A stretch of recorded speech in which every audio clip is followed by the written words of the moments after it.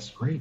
Yeah, I guess, so the connection is, I mean, you started off with this Score Against Poverty has many different organizations. I thought it would be great if you could talk about the specific program Men Can Cook and the structure, the wisdom. Yeah, oh yeah, sorry. And they've got different things on the back.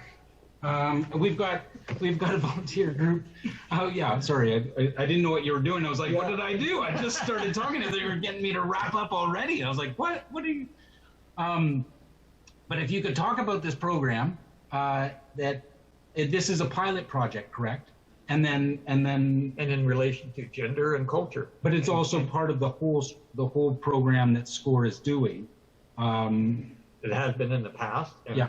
It will be probably in the future. This is a little testing component, so it has to stay quite isolated, and then we can expand it, but we should ask his opinion. Yeah, we should ask his opinion. Two white dudes, right, as you said. Okay, thank you so much for inviting me to talk to you today. It's always a pleasure to be with St. Mary's Road United Church. You guys are our friends from afar. And as my people in the village say, they always say, pass my greetings to them that are across the oceans. I'm trying to do the literal translation.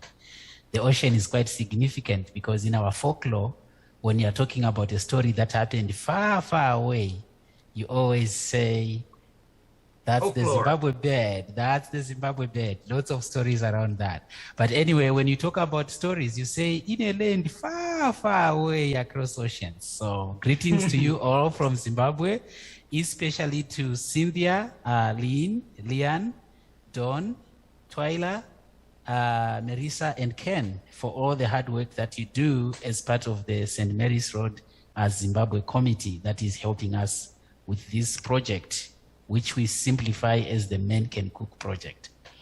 Well, as Pastor Ken and Pastor Phil and Dan have already said, we are trying to understand how to work alongside culture to bring transformation. So when I heard that you were reflecting on that verse that says, I saw a new heaven and a new earth. For me, in my village, I am dreaming of that new heaven and new earth. And how can we practically put it together in Zimbabwe, in this poor village or vulnerable village where people are trying to find ways to escape poverty? So we saw that one way of doing that is to address change through culture. And we thought that it is more viable. So a lot of people will say, how can you say we can address gender issues through culture when we know that traditionally, and as has been read in the Bible, cultures carry a lot of harmful practices, not just in Zimbabwe, but everywhere, anywhere in the world. Cultures do carry certain aspects that are good and also certain aspects that are harmful. So people may say, why? So I want to give you a few points about why. So the first one is localization. When you want to work with people, the first thing is you have to believe them.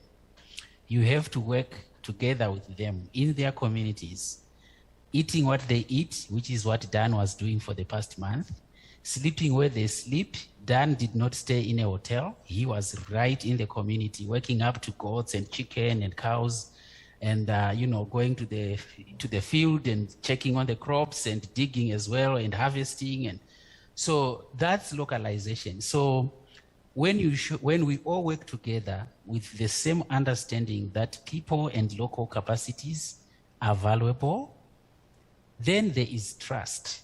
And when you generate that trust, then there is engagement, there is learning, there is innovation, there's experimentation, and of course there is scaling up. So this is one reason why we as SCORE try to leverage culture in addressing gender-based barriers or gender inequalities. The second thing is that we do value indigenous knowledge systems. It is not true to think that everything indigenous is wrong. There are things that we can learn. Even you in Canada, you can also learn from my village. And my village can also learn something from you, including the indigenous people in Canada. So what we are saying is that we value indigenous knowledge systems. And when you do that, it may look strange because you are walking on kind of like new territory. The way development has been done in the past has been good, but it can always be improved. So this idea that knowledge systems are just imported from outside of Africa, in this case outside of Zimbabwe, Mwenezi, which is my village, does have its own strengths. But you can also improve it and refine it by embracing the knowledge and capacity that already exists in those indigenous knowledge systems that are there. And when you embrace and put that together, you catalyze the processes and innovation will take place. And once innovation has taken place, you now see new paths, new ways of understanding, new ways of finding meaning. I think Dan spent a lot of time trying to understand, when you say this, what exactly do you mean? New ways of finding meaning. And of course, when you do meaning making, then of course, you start to realize that maybe certain cultures have certain strengths that can be leveraged, and there are also certain weaknesses that can be improved on. Yeah, a beautiful example of that, Ray, if you can just quickly touch on it, is the ability that SCORE had to influence through the COVID program working with the traditional healers. And we have three to 5 minutes left, but maybe you could touch on that as an example of what you're talking about. Yes, for example, when the COVID pandemic hit Zimbabwe, the first thought that we all had was to use the formal medical systems to address the challenge. So they were the medical systems that are formalized, where we have a doctor, a hospital, a clinic, were the ones in front leading the fight against COVID. But in my village, we saw that a small fraction of people were going to the hospital either for testing or to talk about their symptoms. There is a day that my team looked at who was going to the hospital and who was going to the traditional healers. They discovered that less than 20 people had visited the hospital to talk about, oh, I feel a headache, I feel like I have a fever.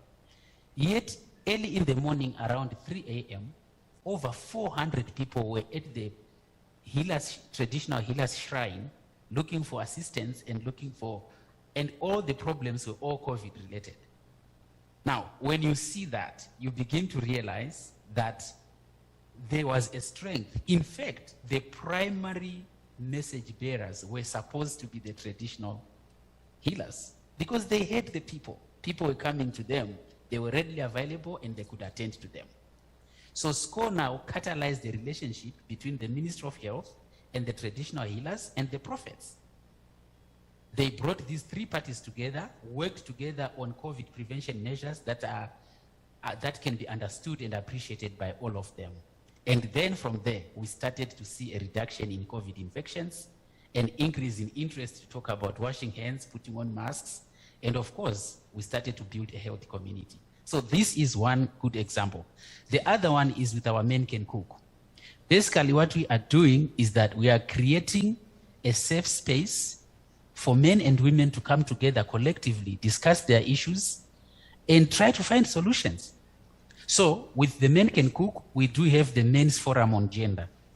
On the Men's Forum on Gender, this is exclusively a men forum. There are no women. The facilitator is male, and everybody there is male.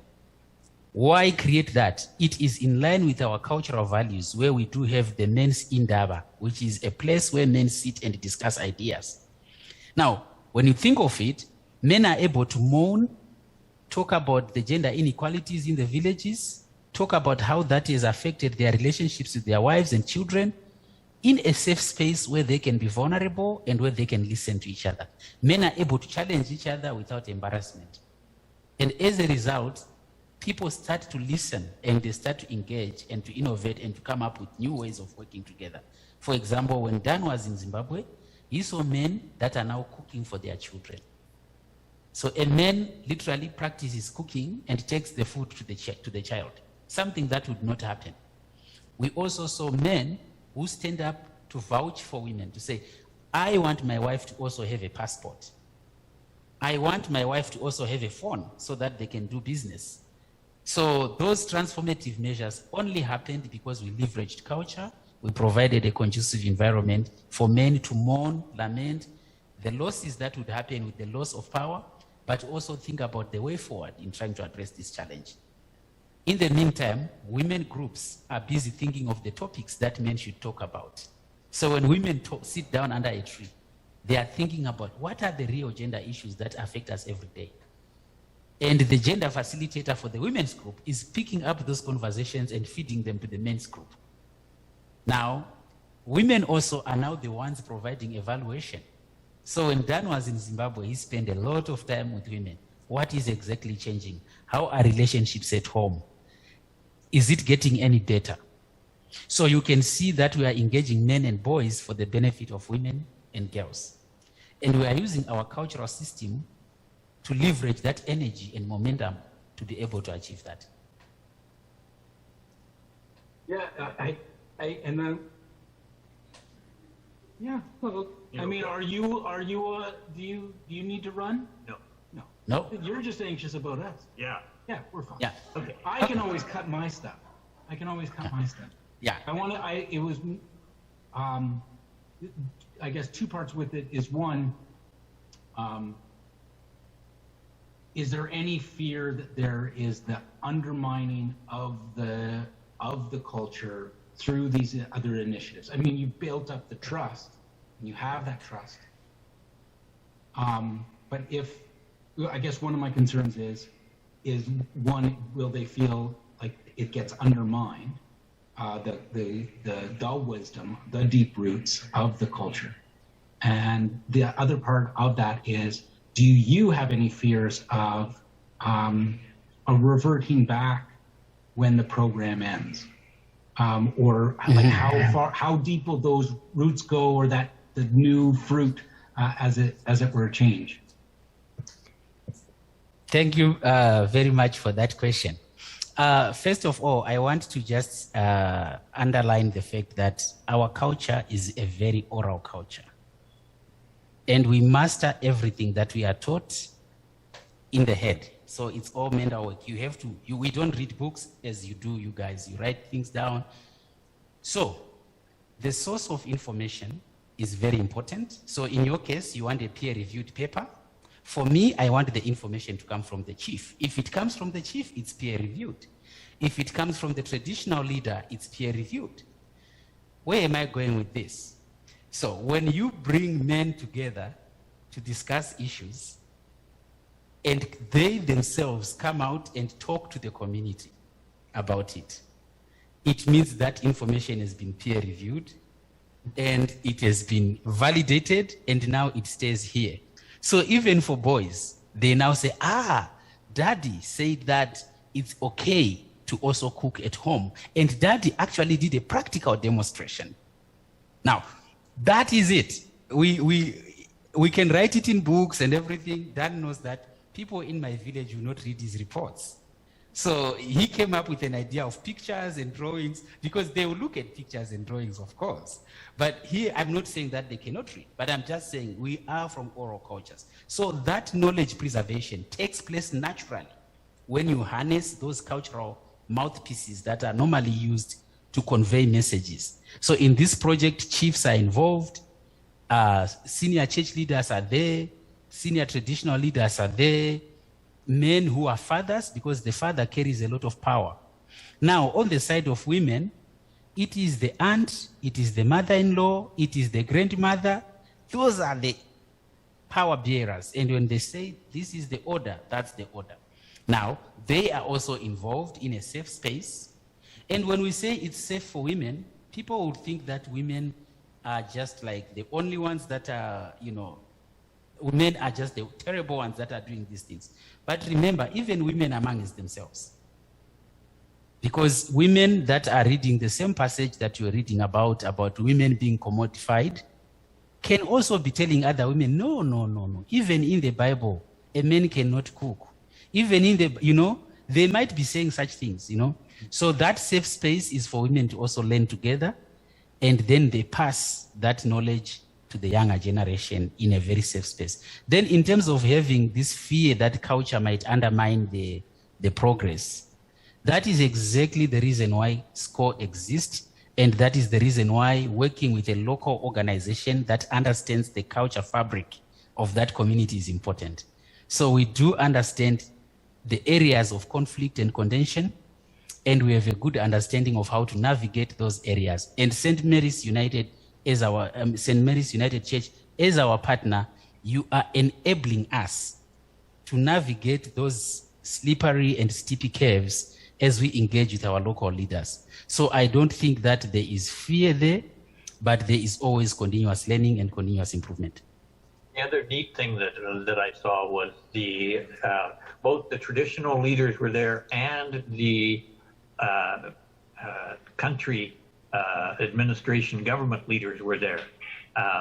The office of the president had representatives that came and got very much involved. I was very surprised at the intensity of the discussion that he entered in. And one of the people from the Ministry of Women, that lady actually helped facilitate the women's group. So you have both the dominant structures involved and the tradition, which will also give it authority, right? You are very right, Dan. And I think to our audiences who are much more interested in social impact, I would say to you, when the president's office is now interested in coming to that meeting, it means that something really nice is happening there. When you see, for me, it was really a shock to see the president's office actually telling Dan, please tell our supporters abroad that we need this kind of intervention. And it's the only one that has valued us as a people, our culture, and has helped us work through our own systems in ways that are empowering for us. So people love change. People love healthy relationships. People like homes that work together. It is how we do it. And again, we are not criticizing how other organizations approach gender transformation, but we are saying when you come up with a system that is punitive, for example, if you say, if you don't do this, I will not give you food. If you don't do this, we are not going to give you support. This is what other NGOs or other organizations would do. From our survey, we gathered that information, that other NGOs would say, if you don't respect your wife at home, we will not give you food. That on its own is violence, according to SCORE theory of change. Because you cannot deny a person food because of something. But when you say, come, let's sit together and reason together, says the Lord. I think even the Bible says that. And you sit together and you reason together and you identify the issues in a participatory way. And you let the local people resolve those issues by creating the safe spaces they need and reinforcing all the information through their local structures. And according to Robert Chambers, who is a great sociologist, he says, when you do that, they'll say we did it ourselves. And that's what we want to do as SCORE. We want the community to say, we have done it ourselves. And when they've done it themselves, there's an aspect of sustainability, there's human dignity, there is pride, and there's ownership. I think when Dan was there were groups traveling as far as 8 hours away to come and see what is happening. Local leaders from other communities cannot believe it. It's mind-blowing for them to think that a society can transform itself in such a positive way. So although we are still midway, we are beginning to see some of the positive results. Well, thank you, Ray. This conversation can continue and continue, but now I'm getting worried about time. No, Ray, I just many blessings on you, and I just wanted to thank you in person for the gift. The bird is, what's the bird again? It's the national bird of Zimbabwe. Yes, it's the national bird of Zimbabwe. Yeah. Okay. What is the name of the bird? Not this particular. We just call it the Zimbabwe bird. Don't give it another name. It's the Zimbabwe bird. Yes. Zimbabwe bird. We got some male energy here with the crocodile, and we've got the female energy that is near universal image. Okay. Family rated show. That's where we're going. See you in a bit. Thank you, guys. And hey, we are praying for you too. Special blessings to you for helping the communities in Mwenezi. Bye.